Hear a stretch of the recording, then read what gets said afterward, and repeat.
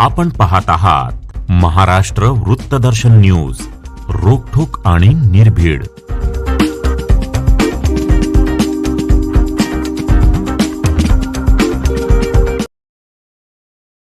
सांगली मिरज कुपवाड महापालिकेच्या भांडवली मूल्य अर्थात भांडवली मूल्य पद्धतीने करण्यात आलेल्या घरपट्टी आकारणी विरोधात आता 5 नगरसेवक एकत्र आले आहेत.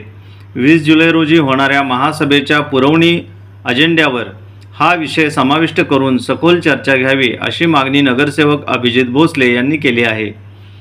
नगरसेवक अभिजित दत्तात्रय भोसले यांच्या पुढाकाराने राष्ट्रवादी काँग्रेस, अजित पवार गटचे गटनेते मैनुद्दीन बागवान, नगरसेविका स्नेहलताई सावंत, साक्षी बोरगावे आणि नसीमा नाईक यांनी संयुक्त निवेदन महापालिकेच्या नगरसचिव विभागाकडे सादर केले.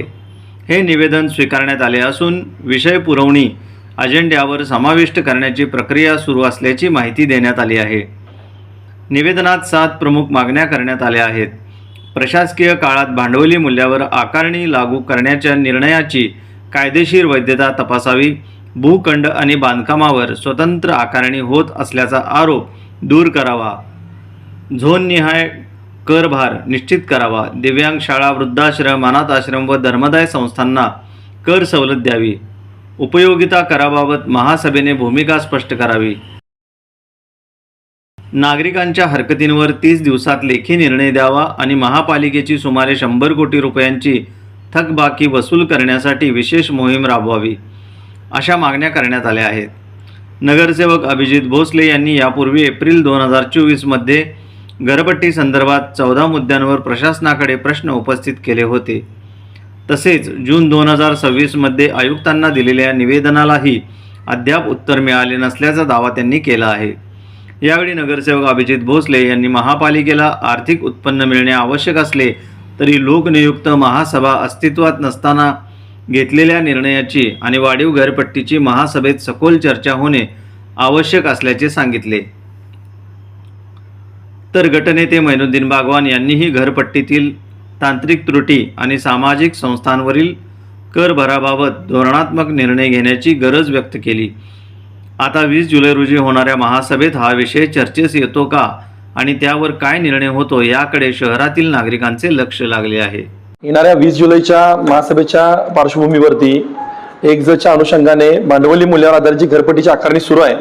त्या संदर्भातली प्रशासकीय निर्णयाची जो प्रशासनाने निर्णय घेतला, प्रशासनाने जी महासभा घेतली आणि त्यामध्ये ती मान्यता दिली आहे, त्या मान्यतेची जी व्हॅलिडिटी आहे, वैधता आहे, ती पहिल्यांदा खरं म्हणजे तपासली पाहिजे. त्याचसोबत त्याच्यामध्ये काही तांत्रिक त्रुटी आहेत आणि नव्यानं काही त्याच्यामध्ये धोरणात्मक निर्णय म्हणून बदल करणं अपेक्षित आहे.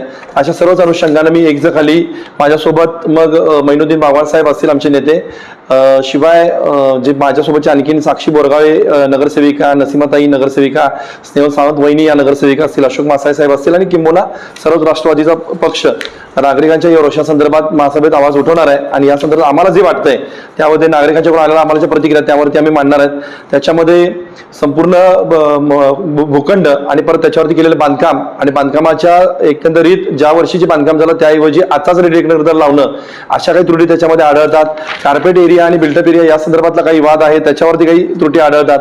दुसरी गोष्ट, झोन वाईज भारांक तयार करणे हा एक आमचा विषय आहे डोक्यात, की त्याच्यामध्ये जो मुख्य रस्ता आहे त्या मुख्य रस्त्यावर असणारा भारांक आणि त्याच्यात जवळपास 20 मीटर आत गेल्यानंतर गल्लीमध्ये असणारी परिस्थिती या गोष्टीत फरक असल्या कारणाने या भारांकांच्या वरती काम करणं गरजेचं आहे.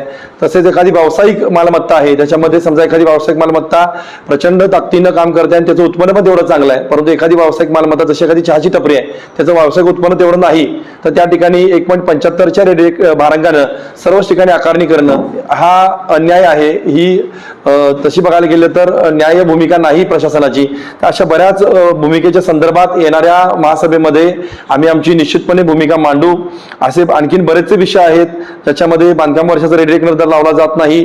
अपार्टमेंटच्या रेडिएटर दरामध्ये जो नफा धरला जातो बिल्डरचा, त्या नफ्याच्या अनुषंगाने दर जो गृहीत धरला जातो, त्या गृहीत धरलेल्या दरानंच रेसिडेन्शियल बांधकाम असेल, कमर्शियल बांधकाम असेल, एखादा माणूस वैयक्तिक पातळीवरती बांधकाम करत असेल तर तो दर त्याला तिथं पकडला जातोय.